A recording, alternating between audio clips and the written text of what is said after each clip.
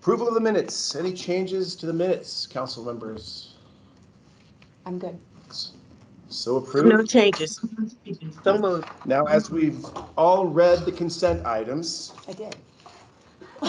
and we know that Swerve, John, and Kat could provide a plethora of information at any moment's notice, do we want to pull anything from them? Oh, you do? Yes. What would you Just like? one question on Okay, the please. water supply. Mhm. Why is Twin Lake? You probably told me this last time, but why is Twin Lake so low? So this time of year, some of the higher reservoirs, because you'll notice there's a lot of space in Homestake as well. So some of the space up higher, we evacuate and move the storage, the water down lower, so that we can capture the runoff. Oh, in the okay. higher reservoirs comes a little later. So it's intentional. Mhm. Okay, and then one more. Please. Yeah. What about the fires up there? Is that affecting the reservoir? So the latest assessment that I've seen is that we're not being impacted yet. That Aurora's or the Homestake infrastructure that is up near there isn't really at risk. If the fire spreads, we could see some runoff challenges, debris and stuff getting into the water supply, but not an imminent threat on infrastructure. So Good. Thank you. Anything else? Great. Item 3, third amendment to drainage and flood control improvements for Cherry Creek restoration. Sam. Yes. Let me just start sharing the screen and hit present. And hit present. Okay, there we go. Thank you everybody for having me here again today. I have 2 IGAs, not to get ahead of the agenda. The first being, dramatic, waiting for a switch. The first being the third amendment to the Cherry Creek stream restoration at Arapahoe Road. So you can see from the image on the screen that this is the area that we're talking about. It's been about 20 years since we have completed a master plan in this area, and for the last 3 years, this being the third amendment, we have been paying into a fund to begin to identify and design a project to mitigate some worsening erosion of this site. All right. Because there are so many different overlapping jurisdictions at play in this area, we've decided to come to the table with an equal quarter match, and we were a little bit ahead of the curve. So in this amendment, we are not contributing additional funds, just to be able to keep that deviation standard there. And so this is, in essence, an amendment that recognizes the 3 other jurisdictions' increased contributions between Mile High, SEMSFA, and the Cherry Creek Water Quality Basin Authority. So at this time, does the Water Policy Committee support moving this item forward to regular council? Do we support? Yes. Supported. I like when I can come to you with a no money. We like that too. Yeah, that's good. So number 4, the 15th amendment. We're going to start having to measure these in Roman numerals here pretty soon. Yes. Intergovernmental agreement regarding the design and obstruction of drainage flood control improvements for First Creek detention upstream of I-70. Yes. This is an IGA that many people on this committee likely have seen before, as it is the 15th Amendment. And so to give a quick refresher, we had a major drainageway plan for the First Creek Basin many years ago, and it identified multiple small ponds along the main stem channel. We were able to combine a lot of those ponds into one big one, so that we are able to keep our flows at historic rates at our boundary with Denver. So this pond has been needed for a long time. That's the 15 years. We had known, even at the time that the project was identified, that it would be too expensive to fund in one go. And so both Mile High Flood District and Aurora have been paying $400,000 each year into this pot to save up. Okay. This year, we recognize that that small amount of funding is not sufficient. And so in order to move forward with the design and construction this year, we will be increasing our share from the usual 400,000 to 8.5 million, which is a jump. Mile High will also be increasing their contribution to $1 million this year. We will have the Mile High Flood District equivalent of a CMGC contractor brought on board within the next few months to give us a good estimate of what that final number would be. But we've got a good amount saved up. We've got 19.6 about in the bank. And so we feel pretty confident that we can move forward and not continue putting this in front of you as amendment after amendment.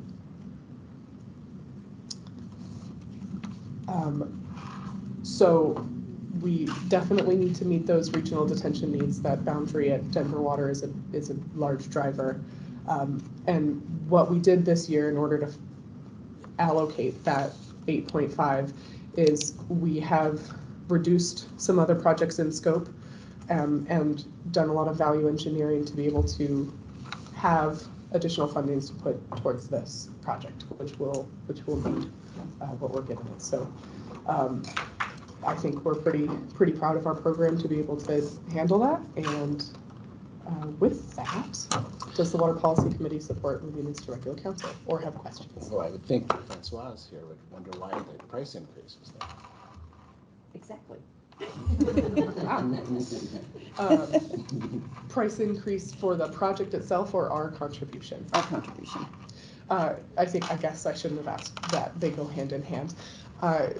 Inflation has hit this project very hard, and the scope of combining multiple ponds, detention acre feet, has kind of ballooned. It's a very large pond that we need to be constructing. And so the goalpost kept changing with inflation, and our intention is to just pay the money now so that we don't have to draw this out for years and years. When we do need that detention, we are under obligation with Denver through an IGA to be able to keep our flows low. And this is more of an acceleration than a huge balloon in the cost. Does that make sense? Yeah, I guess, but when will it be completed, probably? Our goal is to have the design completed by the end of this year, and so okay. construction to start mid next year.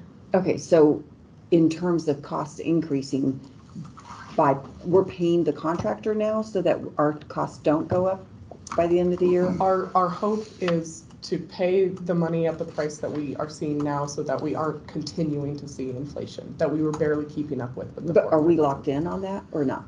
I mean, if they come back and say costs have gone up again. True.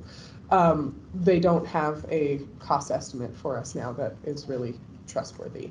So when we do these kind of contracts, we can't just lock in ahead with the anticipated scope of work. I know, like, I'm on the E470 board, and we a lot of times really kind of maximize our dollars by locking in contracts, and so that when the cost escalates, we're already ahead of the game and not have to absorb those costs. So I don't know how it works with this. We do that where we can. Like this facility, one of the reasons we were able to get it constructed for a very aggressive price point in the market was because we worked with the contractor ahead of time, and we went out and procured the steel and a lot of the materials at prior market rates. Like you're talking about, it's more difficult on a stormwater type project. There's not really a material procurement type thing usually. It's a lot of labor and redesign costs, and the scope and magnitude can adjust sometimes, like I think happened with at least one of these or both of these. So it's hard to accomplish the price locks like we would love to do. And does this detention pond, it is bordering Denver, or is part of Denver's system? It's on our, it's within our city. but it is the largest area where we can maximize the effective detention so that downstream at our borders with Denver, the release rates are. Okay, and so they don't contribute. I thought, wasn't Denver Water contributing to this one? Not to this one. Not to this one. So they do on some. Essentially, stormwater primarily works that you have to control stormwater where it's headed. Okay. So They wouldn't be, even yeah. for our own private properties, what we're trying to do is upstream properties have to create detention and controls to not negatively impact downstream properties. So it works like that with larger municipalities or jurisdictions. So we have to control water quality and volume discharged from Aurora into them. Okay. Thank you. So sometimes there will be, we do have some ponds that are right on the border where they may contribute. So we could, or theoretically what could happen is Denver could come to us and say, hey, we have some needs downstream also. Can we work with you and expand the upstream facilities and address some of our downstream needs? So sometimes they'll contribute if that's happened, but it sounds like on this one that didn't happen. Okay. Thank you. Thank you. We're good with moving that forward, looks like? All right. Do we have Sarah Young with us today for item 5?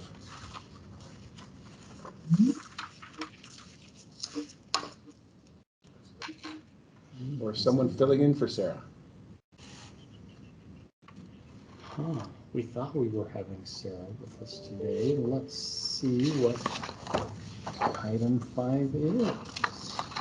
Metro Denver Water and Aurora Water Regional Water Reuse Feasibility Study.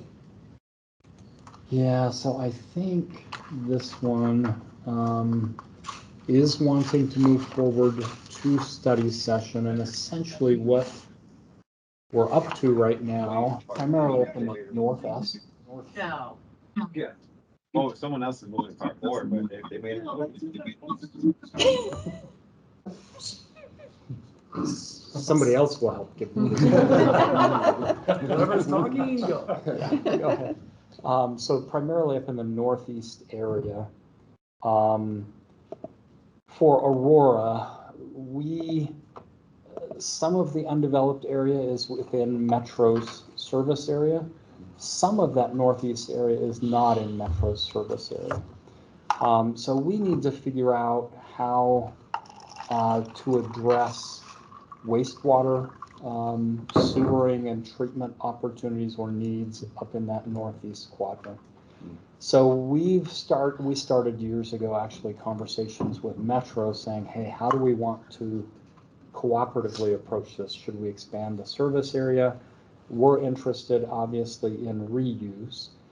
Some of that area crosses over into a different basin, so water rights and the way water can move between the basins is a little bit challenged. So we started looking at reuse opportunities. Do we want to move the wastewater into Metro's service area, have them treat it, and then discharge and have reclaimed water opportunities or reuse water opportunities on the back end? Would it make more sense to build localized treatment that is either in Metro's service area or outside Metro's service area and do reuse directly up there? Those are very different facilities. So we started those conversations essentially, well, and at the same time we were looking at that, Denver Water has been interested in creating reuse within their system. They don't really have reuse capabilities on a large scale in their system, and Denver Water is structured a little differently. So Denver Water is not part of the city and county of Denver, but wastewater and sewer is. So they're a separate entity, Denver Water, not part of the city and county of Denver. So that's one of the interesting opportunities and challenges they have is to, even within Denver, they work between two jurisdictional authorities to accomplish reuse.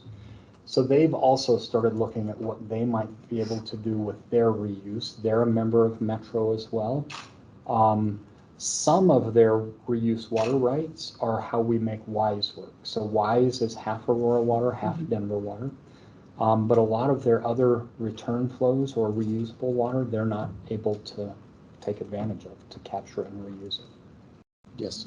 Well, so I'm confused. What's our benefit? Like, why are we giving them 150,000? Well, the study. For the study. This isn't going to Denver.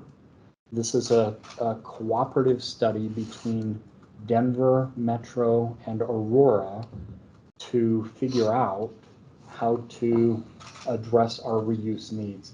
Denver But we know our reuse needs. well, not in that northeast quadrant, we don't. We know we have to figure it out, but for example, it's not in Metro service area. So right now, we can't, even if we wanted to, build facilities there and discharge sewer to Metro to be treated. Okay, but I didn't think that was our area. Northeast? Oh, Northeast Or two. Aurora. Northeast Aurora. Oh, Is it holding up any Okay. development because of the? It will eventually. It's not necessarily right now. The basin boundary and the Metro service area boundary is a little further to the northeast, so it's not holding anything up yet. So But way, eventually way it will. northeast. Yeah. Okay. yeah. But we get out there now, Mhm. which, by the way, we might not want to annex too much more out there.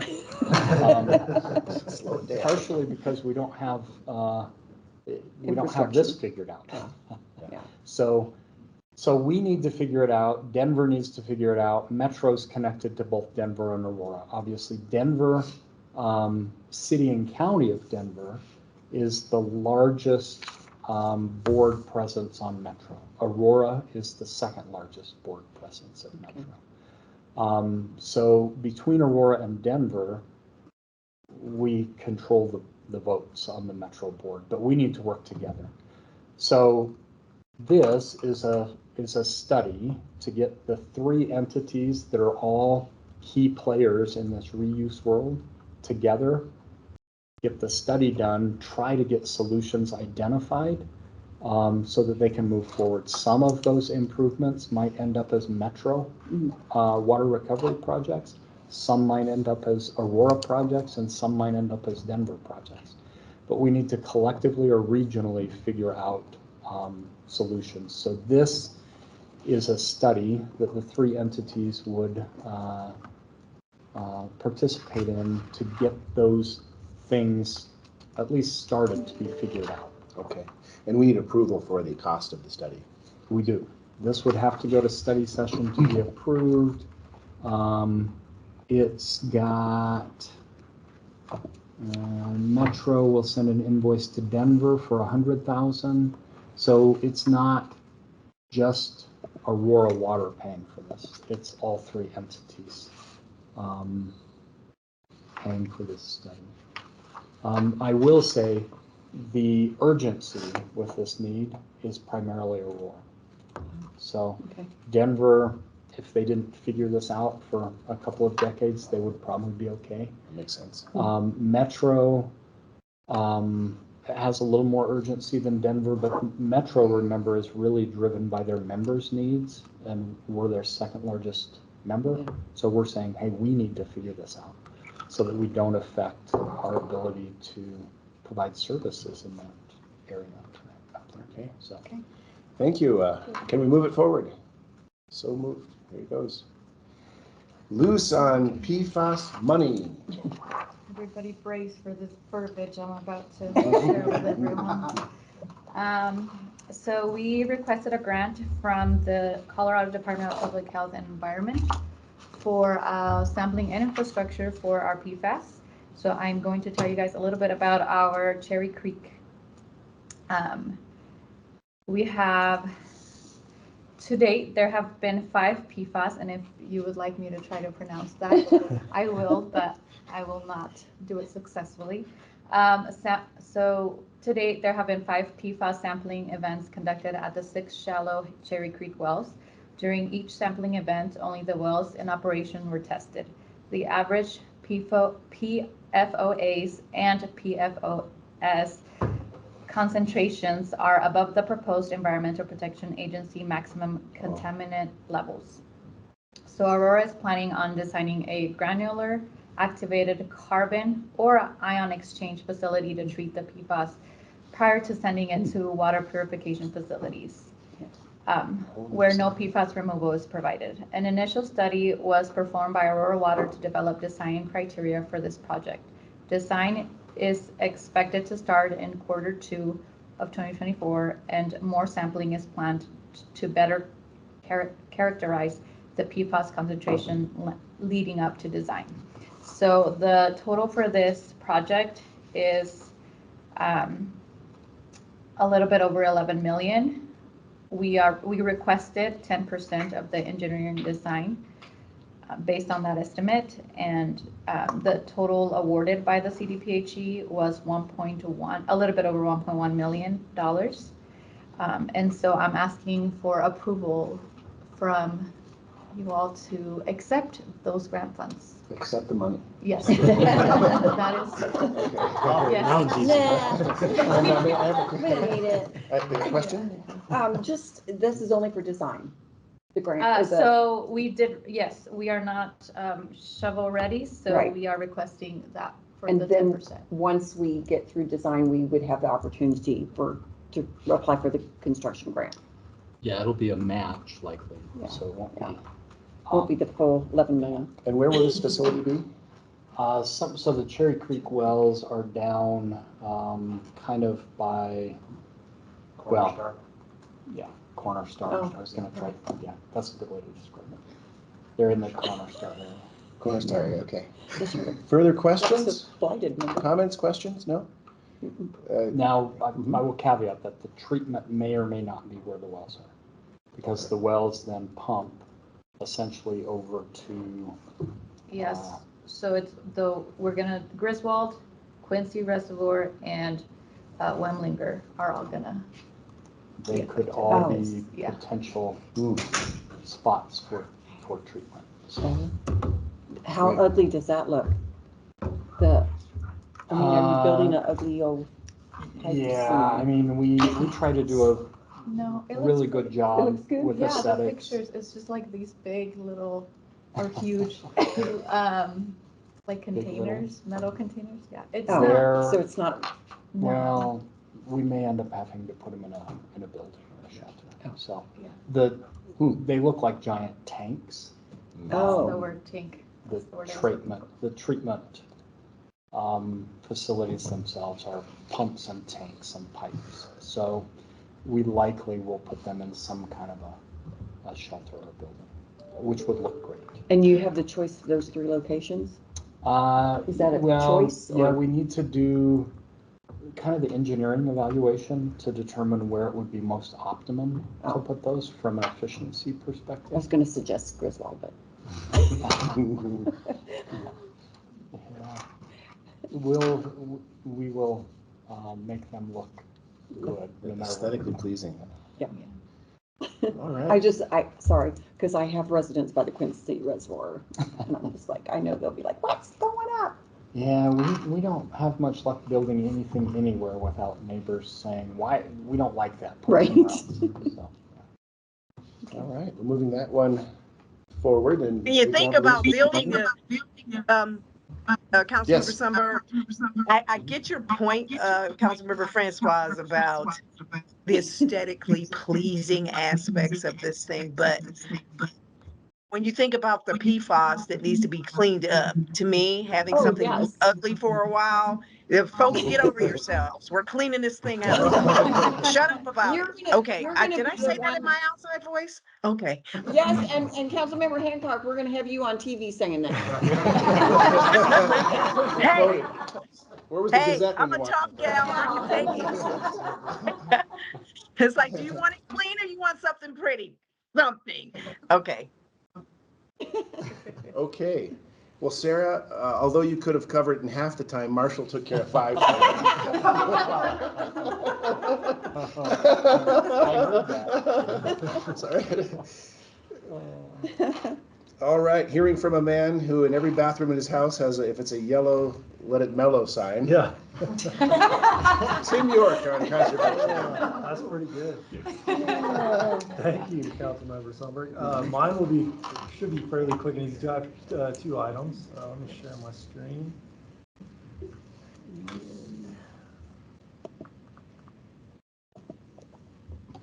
Maybe not as easy as Luce asking for approval to accept grant money.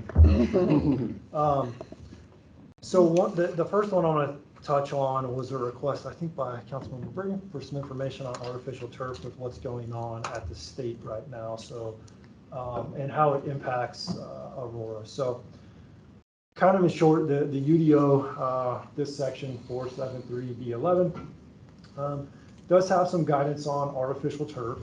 In the single-family residential sector, what it says is that homeowners shall meet the residential yard landscape requirements per table 4.73, which is really the document of all documents for front yard landscape in the UDO, in addition to providing artificial turf.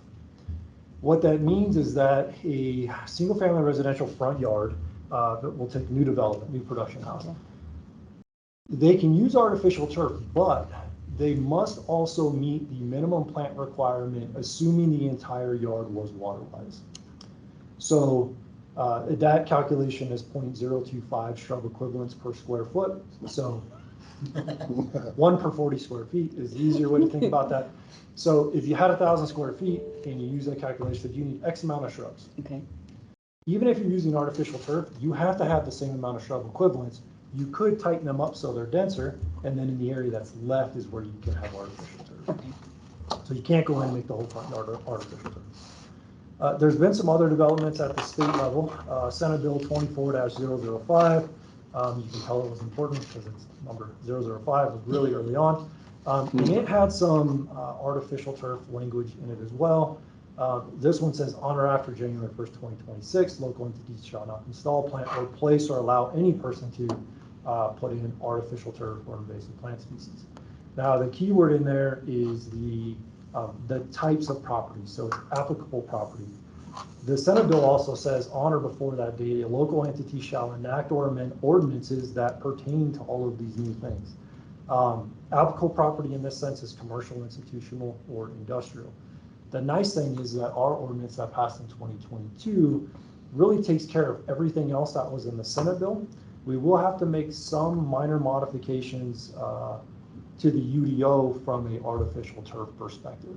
So currently artificial turf in certain areas would be allowed in commercial, institutional, or industrial properties per the UDO.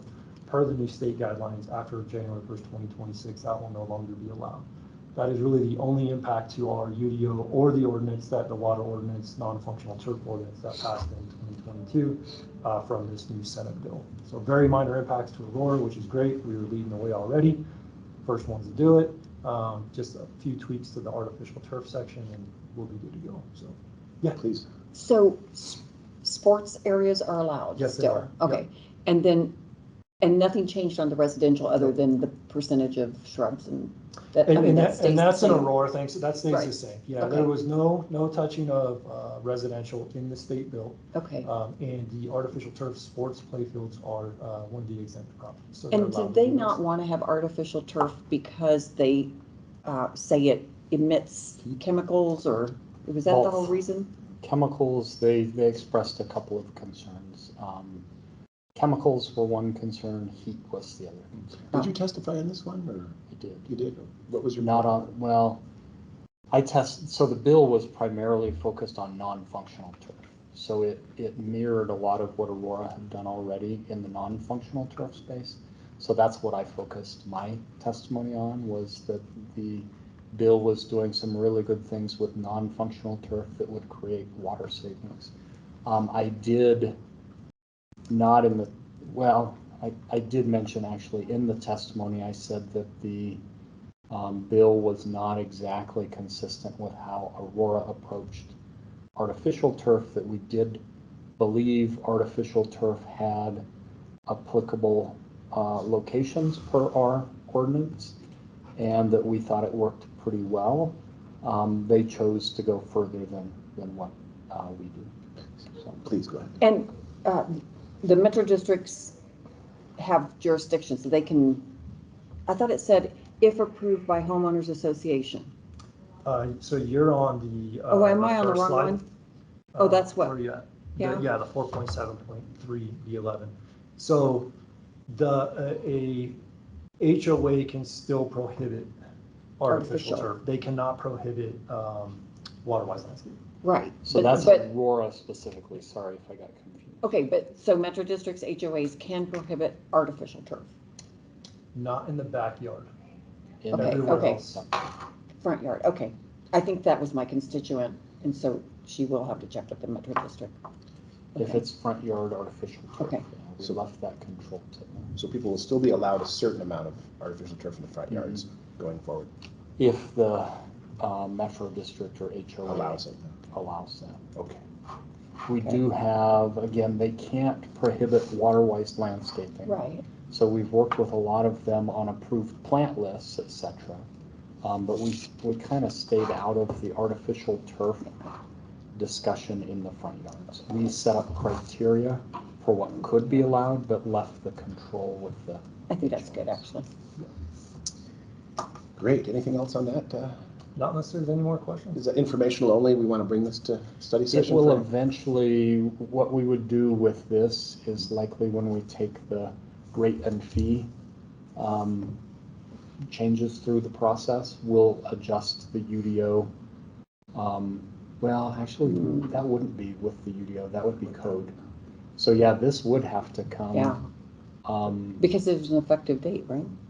Before January 2026. 2026. Yeah, and I've communicated with planning as this was going through because we were watching it because of the other water conservation stuff. So I've reached out to them, let them know as soon as it was signed. Because we don't want to end up So in there that are- other situation where we have the law, but we don't have it being communicated to developers, right? Right. Yeah. That's part of it. So I don't know if we have a date as far as it moving forward. On the UDO side, Yeah. I don't know. So we have to do it before 2026, but wanted to give you all kind of an update of where it was like. So we'll eventually bring it to a study session? Okay. And are we going to send communication out to the development community that this took effect? And We so could, I think yeah. that'd be a good idea. Yeah. Yeah, what we probably want to, well, I think what we may want to do is time the communication close to when we're going to change the UDO so that we don't create confusion. Oh, right. Great. Number 8 on the incentive program. Ken. Yeah, so this is me again. We are proposing some changes to the grass replacement incentive program, which I think most people are familiar with. It's our program that helps incentivize removal of high water use cool season, traditionally Kentucky bluegrass with water-wise landscapes. So I'm kind of run through the thought process. If you look through the backup, you saw one slide that has a bunch of data on it. The intent wasn't for you to read it. It's more to kind of show you the process we went through and then kind of what our proposition is. So currently and for the last handful of years, our grass replacement incentive program funds based on this maximum amount of money, right? So it's up to $4,000 per residential front yard. 1,000 of that can go towards labor and or equipment rental. So the labor component would be if they were to hire a contractor. If they don't, equipment rental, dump fees, those kind of items. Minimum 500 square feet. Backyards are eligible, which started this year, which was really, really exciting. Mm-hmm. And then commercial and multifamily kind of have this custom rebate value in a way where we're trying to understand what they're doing, what the potential water savings is going to be, what that cost is going to be. And some of the challenges with the way it's set up now is it separates commercial multifamily versus residential. So you have these two different methods in which you're determining how much it's worth. And there's some inequity built into it. So we'll go back a few years when we switched to this model. The idea was that if somebody was doing the minimum amount required by code versus somebody doing like, I want to spend a bunch of money in boulders and all of these things, hopefully not waterfalls because we don't want that, that they were both eligible for kind of this the same amount of value. It did not create that. You can see it in the data that it wasn't, something that spiked participation, but it created a lot of challenges in understanding the program, a lot of admin burden for staff, which I'll get to. And so we kind of thought through, what are our goals of making some changes? So we want to simplify and streamline the customer process while still achieving our water-wise goals. That's one thing we've never been willing to give up. It's like, we're not going to make this so easy you can just go put rock in. We know what we want. We know what we need to achieve as a community. But how do we simplify the process for the customer while still achieving those goals? Ensure equity across all customer classes. So if we are paying for a certain area and a certain amount of water savings, everybody's seeing that same value, right, for the dollar. And improve process efficiencies for staff. I'll give you an example. You could have an example that we've actually seen. Residential customer does their own construction. They make 48 trips to Home Depot to buy their stuff. I make at least 5 with every project I do.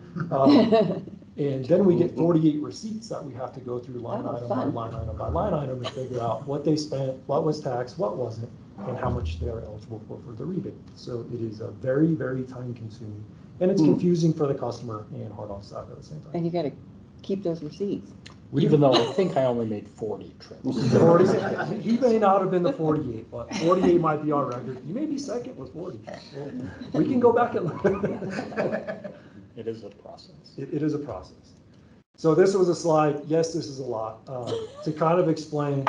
Somebody's. Oh, No, I'm just Yeah, I saw that too. What I was doing here was going through and assigning different potential rebate values, different square footage values, different percentages of landscape type, because we know that when we have our grass replacement incentive program, some of that is traditional water-wise landscape, some of that is native grasses, some of it is other low water grasses like the Tahoma and the Dogta, and trying to understand how those all fit together based off of anecdotal but fairly confident assumptions of different percentages of landscape type mix, those different costs, and then associated rebates that could go with those. So you have to memorize all this, and I'll test you at the end.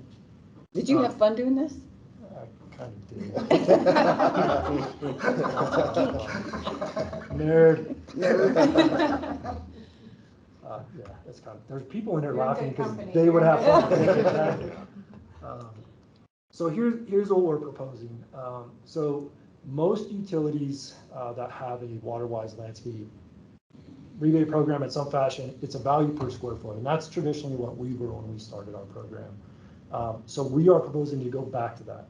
All of those spreadsheets that you have to memorize that were on the previous slide is kind of where we landed on the value. So we want to make sure that it's a value to the utility, a value to the customer, and we're not making it to where we start diving down on participation, right? So it's this balance between those three things. So we landed on about $3 per square foot for what we would call traditional water-wise landscape, shrubs, perennials, ornamental grasses. And we have this native low water grasses section. In here we combine native mixes and other low water grasses, so Dogta, Tahoma 31, and anything else that becomes approved. I think we're going to start seeing more and more of these come out, or we're going to be asked, hey, does this qualify? Those fall into a 50 cents per square foot value. Everything else kind of remains the same. All designs and inspection requirements remain, so we're still requiring designs like we do now. We offer free design programs, so we'll do that for the customer. So we make sure we're still getting appropriate landscapes. The low water grasses, except the native mixes, not eligible for rebate and curbside landscape. So we're still not wanting to have that tree lawn impact, right? So the native grasses can go in there, ultra low water use, but we're not creating this tree lawn that we're now trying to irrigate with spray irrigation again and have that high inefficiency where we're irrigating the street and the sidewalk instead of the landscape. The big change from the staffing standpoint would be no receipt submittal.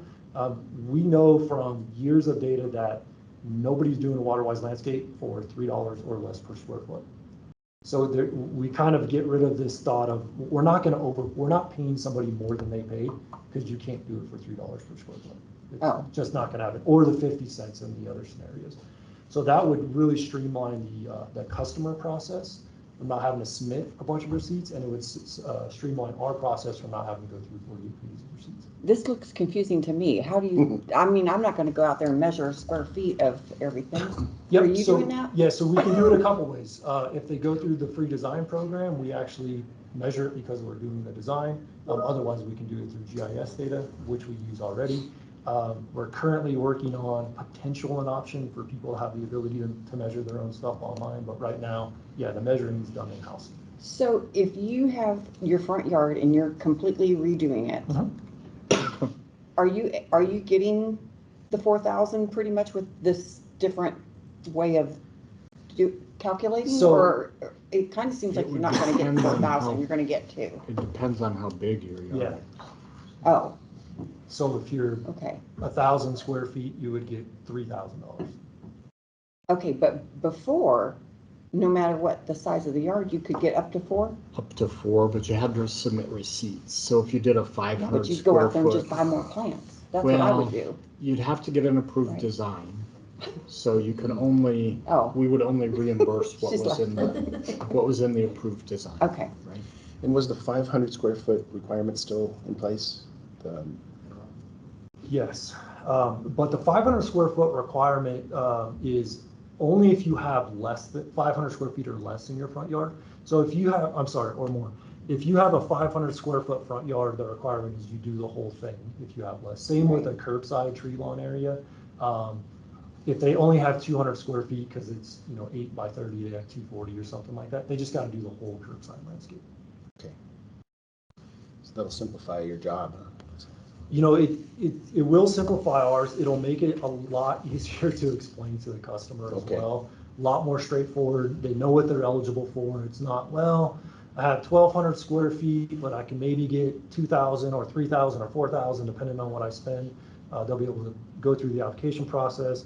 We'll figure out how much area they have. Here's what you're eligible for. It's a lot simpler for everybody. Please. So we don't do grass removal like we did a while back, because that's We hard. don't. So we had partnered with Resource Central, who's a nonprofit out of Boulder, and they were offering a turf removal program where we helped subsidize it. Participation was extremely low, and with Resource Central, their programs have a program-based cost, which is usually fairly high. So financially, it made no sense for us. Yeah, it was expensive to do. People weren't. We thought it was going to be this amazing thing, and everyone was going to sign up, and we'd be expanding the program, and it just didn't turn out that way. Because there is cost, like my husband just took out turf, but he went and had to get one of those, whatever that thing is. I thought he was gonna kill himself with that thing. Like it rolled back on They him take a once. little So while I to was like, figure you know what, I'm taking you to urgent care again. We're done. But he had to rent that thing and then you had to get rid of the sod. Yeah, I did all that you too. did all that. It's a lot of work. Yeah, it's work. It is. All right. Is this something we want to bring to study session or I still don't- preliminary? Or? This one, we technically don't have to Don't go have to to? council for approval because it's within it fits in the category of administrating Okay.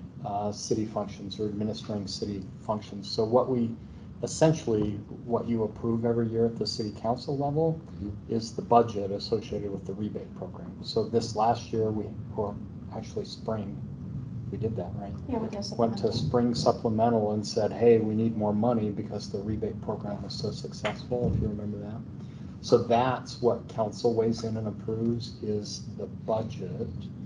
And then the administration of the program is within the city manager's. But you're gonna educate. We will educate the public and we'll get out there with this. I guess that would be a question right now. Study session's really been consolidated, so we haven't been taking as many of these things to study. I think just a campaign, right? Yep. I don't, do you think it needs to, I don't think it Probably needs to not. be studied Probably not.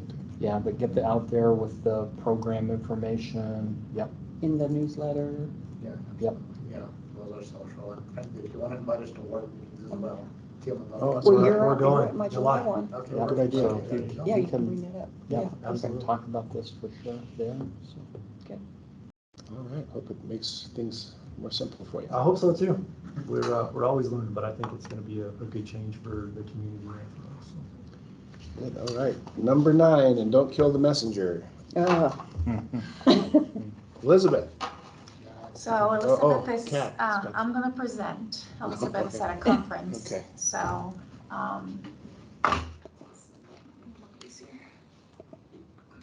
we're gonna talk about,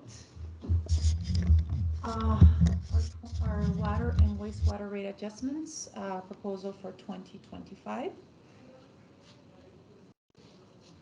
Just a reminder, we operate to the utility on a cost of service basis for both rates and fees. Our rates are set to cover operational maintenance costs, and our fees are set to cover the cost of growth-related projects.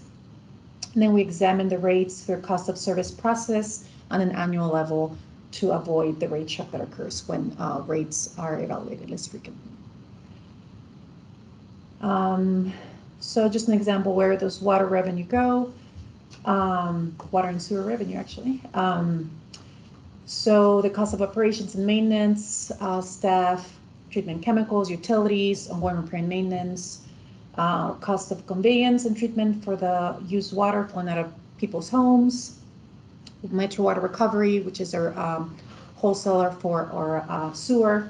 And so the annual cost for that service is between 35 and 40 million. I'll talk a little bit more about Metro in the next slides.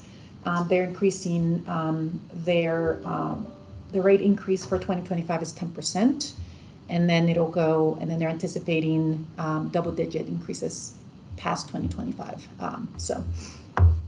And then of course debt service.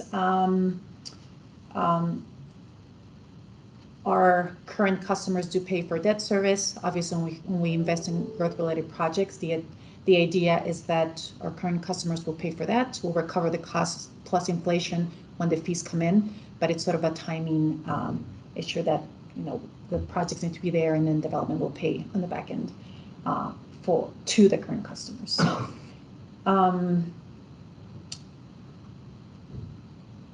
So I want to talk a little bit about the driving costs for the rate increase. Capital projects, that requires ongoing revenue adjustments, general inflation and capital projects and operating costs.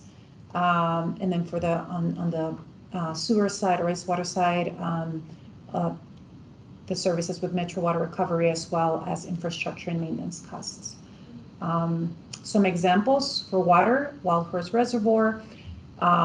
Right now, the cost is about $800 million for that. 20% will come from rates and 80% will come from fees. That's based on the benefits to our current ratepayers, as well as the fees which will be related to development.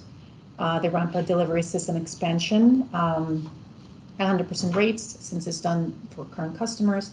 And on the sewer side, we have the First Creek Interceptor project, and then the Seneca Creek Interceptor project, which is also split. For operational, 100% rates. We're a utility where about 90% of our costs are fixed. Some of the increases that we've been seeing have been material prices for concrete, fabricated steel, concrete pipe, pavement mixtures. So you can see some of those increases. Chlorine costs have increased 300% since 2021. And you all heard about the closing of the OxyChem manufacturing plant, and so that has affected not only the prices nationwide, but also supply and transportation, other chemicals in water have also increased, and I'll talk a little bit more about that, as well as electrical, gas and costs. And so for chemicals, what we've seen since last year into this year has been a 24% increase in our water treatment chemicals. On the electrical and natural gas, we've also seen between 5 and 10%. In 2024, we're projecting that's going to go down a little in 2025. However, for electricity, for example, for all the facilities, we paid about $5.5 million in 2023, and we're projecting to pay about $7 million in 2024. And that's just where we are right now, which is halfway. in the year. So that's over $1 million in increases. And so those are the things that impact our need for rate increases. So the proposed rate adjustments, and I just want to, there's a typo in sewer. If you look, it should be 7, 10, and then 10 all the way to 2029. But for water, we approved an increase in 2024 of 5%. We're looking for another 5% in 2025, and then sort of ratcheting it up in 2026 and 2027, all the way to 2029, just based on how our capital plan and the projects are scheduled at this time. Sewer, like I mentioned, last year was 7%. It'll be 10% in 2025, 10% in 2026, and they're projecting double digits thereafter. Of course, and then for stormwater, we had no increase last year. We're looking for a 3.5% in 2025, as well as 2026, and then moving forward. We examine these annually, and so those numbers, this is what we're looking at today. Something could happen, later in this year or next year, and so those will adjust. But that's kind of what we're looking at for the next couple of years. And then, if I could, just a reminder, so the water utility is very different than all the other city departments in that personnel costs are a small percentage of our overall budget. All the other departments are dominated by personnel costs. The water utility personnel costs are 30, maybe 33%-ish or so. So that's why the previous slides were talking about chemicals and electricity and contracts and things like that, because that's where most of our costs are in the utility. So on the operational costs, that is just maintaining our system. It's not adding to the system, which should be paid for by fees by developers when they, you have to explain to constituents that developers pay their way, and we're not putting the burden on them with the rate increases for that aspect. Correct. Growth is attributed to fees. Now, some of the projects, like the ones Kat showed, will be 100% operations and maintenance. Some of them will be 100% like water acquisitions, or typically 100% fees.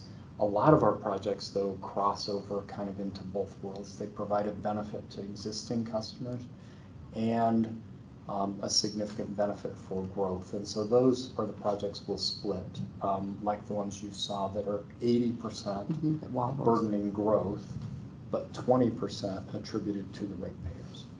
So because of the benefits there. So, but you're right, growth is associated with fees, and we're coming back next month with the discussion on fees and where they need to go. So on Wild Horse, for example, because the cost, what was it, 80 million or something? 800 million. 800 million, oh, okay. And zero left off. When you calculated what portion needs to be paid, that you did that over the time of paying that debt? It's looking at the entirety of the project costs and the entirety of the project benefits. So once it's completely built and paid off, that does come off as far as a cost for. Yeah, the debt service, maintenance, we're probably going to have to pay debt service on that for a long time. Yeah. So we will issue debt, kind of like we did with Prairie Waters, and then the debt.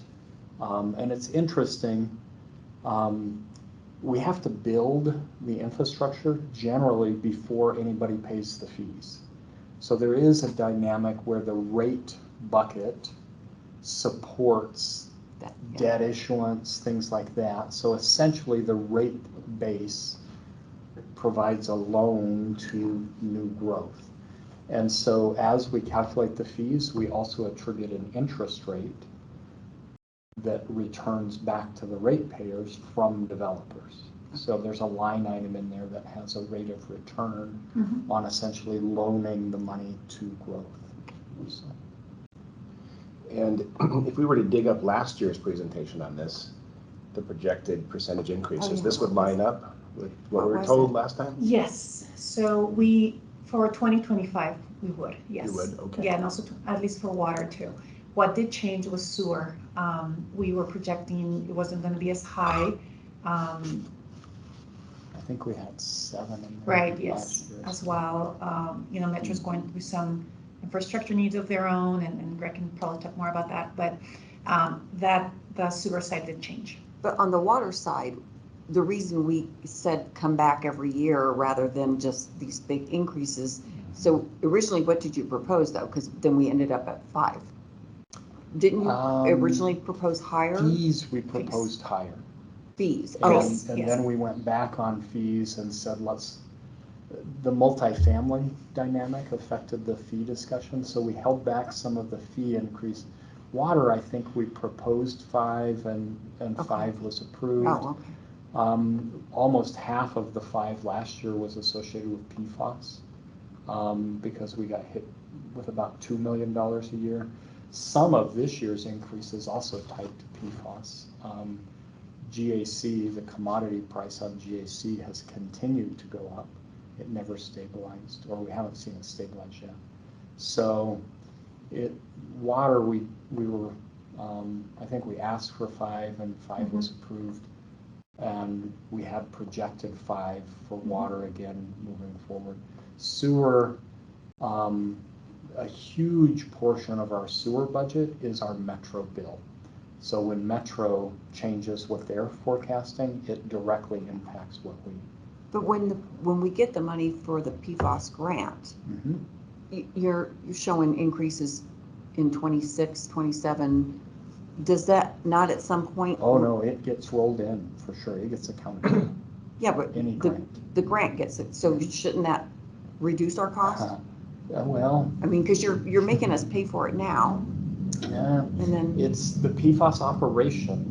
It's the GAC at our existing facility that's in the 5% and 5% now.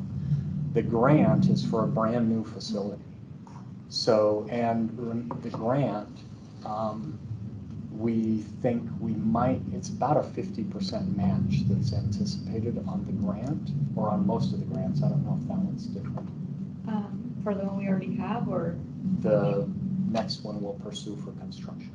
Have they talked about the match? We haven't, the NOFO hasn't come out for that one yet. So a lot of the grants are a 50% roughly match. So we'll have to come up with half the money, and then we might be able to get a grant for the other half. So that's some of what we're looking at in those future years, is the need for another $5-10 million to build a new facility. We're complaining about that, but so far the grants pretty much all require matches from the local jurisdictions. Now we do have PFAS settlement money which will. oh, that's what I was thinking of. Okay. Yeah. So that, yeah, as the PFAS settlement money, and our understanding of how that's going to be coming to us is it will probably be meted out over a number of years. So it's not going to be a big infusion that would make a rate increase go away, but it might help dampen some of those 6s and get them down closer to 5 is our hope. But we need to see those checks start coming. Also, the grants are competitive, so if we don't get it, Yeah. we don't want to not put it in the budget and then end Right. up without that. Yeah, well, the grants are low compared to what the settlements would be, probably, right? The grant might be 5 million. The settlement payments would be less than that Oh, in really? a given year.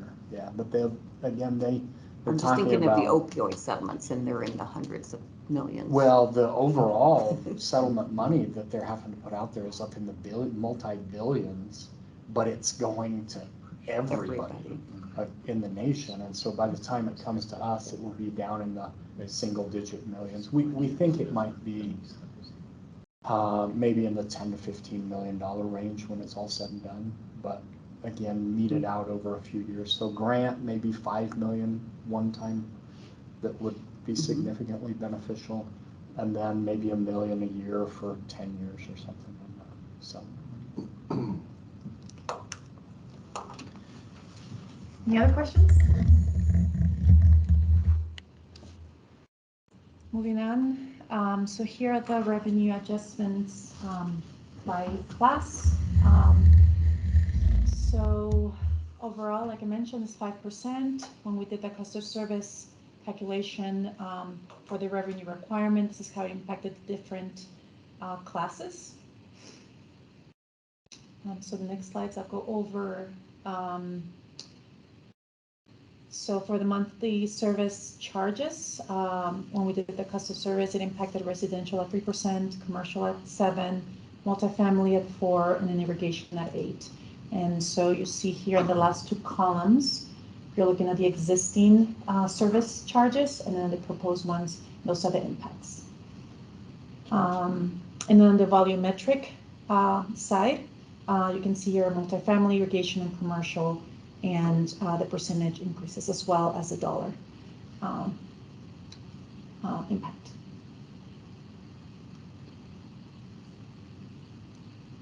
Just real quick, previously you had shown the increase in percentages, now you're showing that in dollar amounts. I wonder what looks more drastic. Yeah, sometimes, well, like a 10% on sewer sounds really big, but if you look at where it starts, 10% is smaller, a smaller financial impact on the customer than a 5% water rate increase, because the 5% is starting on a much bigger base. So that's why we want to show it in both actual dollar impacts and percentage impacts, so that it's more transparent and sensitive.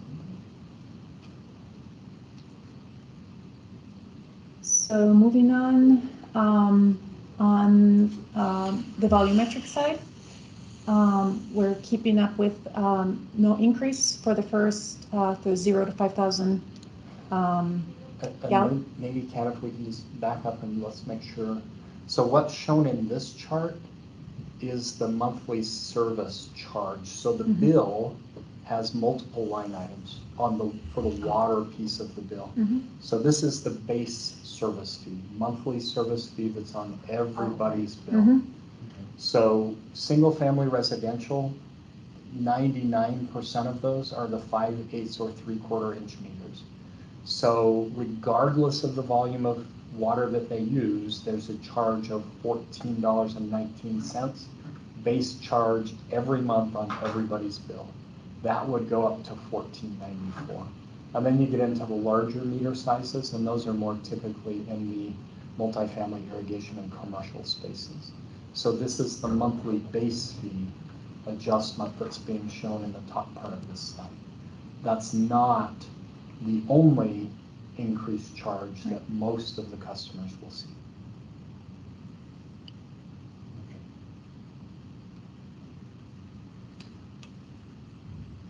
So here's how the increase will impact on the volumetric side for the different tiers. And so we've kept it with no impact to tier 1, and then an impact on the different. So if somebody uses 5,000 or less a month, their monthly bill will go up every month by the 75, I think it was 75 cents. And then if you start using more than 5,000 gallons a month, you'll see the additional volumetric increased charge on top of that. I'm trying to get out of tier 3.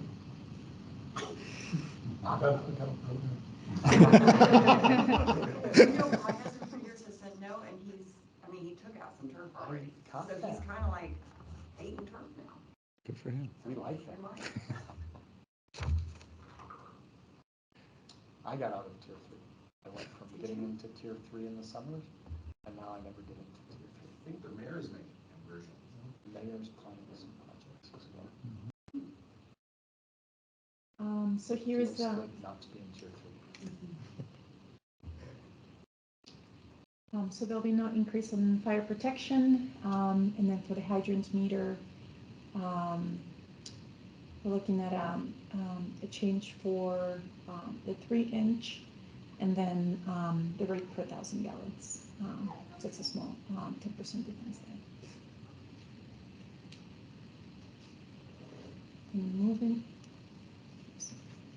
Moving on, for sewer and storm rates, we're showing the top is sewer, the bottom is stormwater. So you'll see the proposed and the existing, the proposed, and then the difference, the different meter sizes. And then on the stormwater, you'll see the existing, the proposed, and the difference.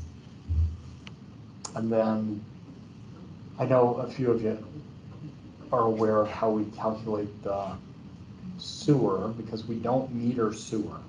So sewer is based on the winter quarter average, which is down below. So what that means is we look at your water use in essentially December, January, and February. And that's, since nobody has outdoor irrigation in those months, that volume is what we use to calculate your sewer discharge for the entirety of the upcoming year.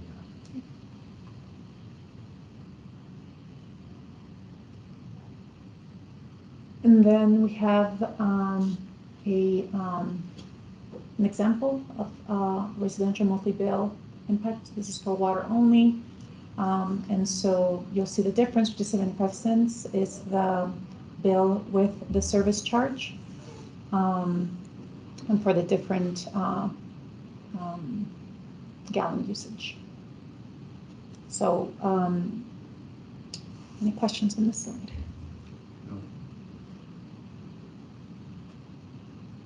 Moving on, so we did a utility comparison.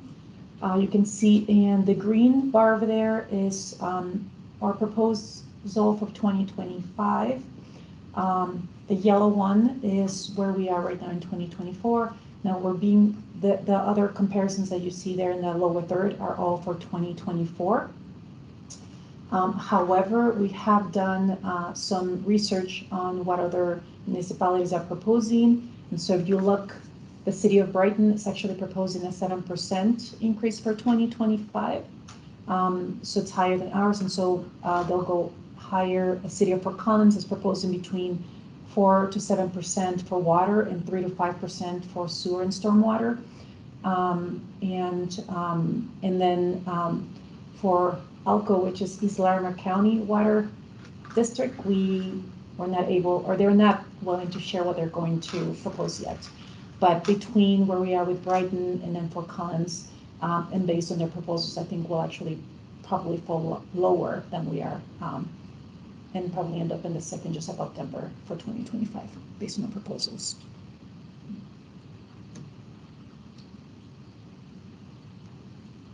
So there it is. Castle Pines, Castle Rock and Castle Pines are bad. Mm-hmm. They partially blame us for some of that because of WISE. Oh, And also keep in mind, anything with an asterisk on this slide, they, quite a few water utilities actually use ad valorem tax to recover water resource cost. So it's not in your bill, it shows up on your property tax bill instead. oh. Yes. So that is accounted for in the graph. Yeah. That's why on the assumptions, we have to say how much water this assumes people would use, how big the house is, how big the lot size is, and the assessed value. The assessed value is on there in order to do the calculation for those with the asterisks. The assessed value, as you might note, is probably not an accurate 2024. It's probably a little lower than the actual assessed value. So this might be a little bit conservative. Those bills might get a little higher. The city of Denver was where? Denver has Bottom two. They have two places on there. Yeah. So they have Denver Water is the cheapest for their inside city customers. But then if you go up the 1, 2, 3, 4, They're like, yeah. sixth line from the top is also Denver Water, and that's for their outside city customers. So they serve a lot of Why don't we do areas. that? Well, we kind of do. The WISE rate, obviously, we charge much higher Yeah. than we charge our own I mean, I see customers. Roxborough, but are we gonna put Sterling on there? Well, we could, but we're trying to change those obligations Right. so they would just be WISE obligations. Right. Right. Denver has a little different situation where they have one consistent rate for pretty much everybody outside. We have, again, a Roxborough rate and a Wise rate, and then we have 2 new deals down south. Now those are consistent because they're 1.5 times, so that 98.57 or wherever we are would go up to 1.5 times that for our outside, which is also what Denver does. Theirs should be 1.5 times the, it's a little different than that, but theirs is also 1.5, so I'm not sure what the other. It could be the sewer and storm It's the as well. sewer, because Yeah. they don't provide the sewer for those outside entities, they just provide the water. Right. So they do the same thing we do, which is 1.5 times the rate for the water customers, but the sewer. And city and county Denver sewer calculation is very different from ours. It's not volumetric. So it is a set, well, it's based on volumetric, but it is a set or capped fee. So they can't do a pass-through the way we do a pass-through. So they're feeling this 10% increase from Metro much harder than we are. Okay. Any other questions? Councilmember Hancock, Councilwoman Hancock, any questions? We're gonna let you break it to the public. Thank you. Please, Kathy. We will come to study session with this, Okay. but as most things that come to study now, it'll likely be a consent item.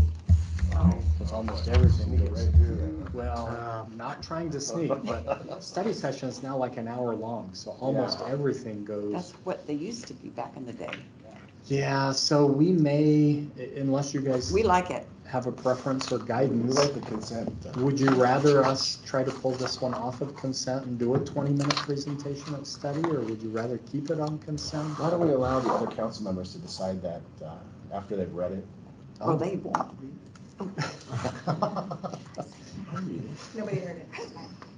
Why don't we just I place mean, it on there? And It might be good just because if it goes straight to the council meeting without, I mean, if it's on consent and not discussed, and it goes straight to the meeting, then you might have a whole lot of questions. Yep. I don't know. And it's fairly reasonable when you consider the sewer increase is a percentage of a much lower item anyway. Right? Yep. So, a brief presentation? In other words, not me. Say Sarah, Sarah, or no, Cat does a good job. Cat or Sarah? Cat would be fine. Oh, okay. There's a time constraint. Thank you, Cat. Yep, thank you. Well, here we are at miscellaneous matters for consideration ahead of time. Anyone with, Well- please go ahead. Are we, we've talked about WISE presentation, so is that coming up? Well, we need to come back with kind of where we land on the Dominion agreement. So kind of what we did, or what we could do or have done, is tack on kind of a WISE overview update on the front end of that, if that Is that for works. next month? Is this the Sterling Ranch topic It where is. we had some minor constructive confrontation with last time? We didn't turn Alex loose on it completely, but it was good discussion. Have you spoken since then? We have, yeah. And was that been We're going productive? back and forth a little bit. They owe us some answers from our last discussion. We haven't seen those yet. Kind of where it's gone is shifting their water out of the Rampart system, kind of a scheduled frequency. So the 570 volume would come out this fall, the 250 volume would likely come out next spring, and then the 230 volume would come out in 2031. So that's the one we're saying we could work a little longer with. And they, one of the answers they owe us is the request that, hey, if we're in drought restrictions, you need to take a cut as well. They're not reacting extremely positively on that, but we've agreed that we might help them with some of their losses on the 250 water going through the WISE system if they're willing to take losses in the years that the system is short. So it's going back and forth a little bit, but seems to be fairly productive right now. They were not in a big hurry to complete their construction. They still are not, and so we did put a date in there of October this year that they have to make that connection, because we wouldn't deliver any of the 570 water through Rampart anymore. If they want it, they have to take it through that connection. So that is in the negotiation, or that's one of the terms right now that's on the table. Okay. And I thought the Water Conservation Summit Day went well. Well, thank you. That was not that long ago. 18th of May. That was it was informative. Right? Thanks for coming. Yeah, that was I didn't get to hear Councilmember Jawinski or Hancock on that one, but I heard her speak of the birds and the bees. And the flowers and the trees. Sing a dance. Yeah, thank you. That was positive, I thought. That was fun. You Yeah, guys I did. enjoyed That was it. fantastic. People really seem to get a lot of information. Anything else? Casey, when do we meet next? July 17th. July 17th. Oh, that's my husband's birthday. My birthday's the next day. And hers. We Oh, have is it? twins. Oh. My sisters too. Oh, gosh. And my dad's, they have the same birthday. Well, we're concluding a little early today. Thank you, everyone. Have a wonderful day.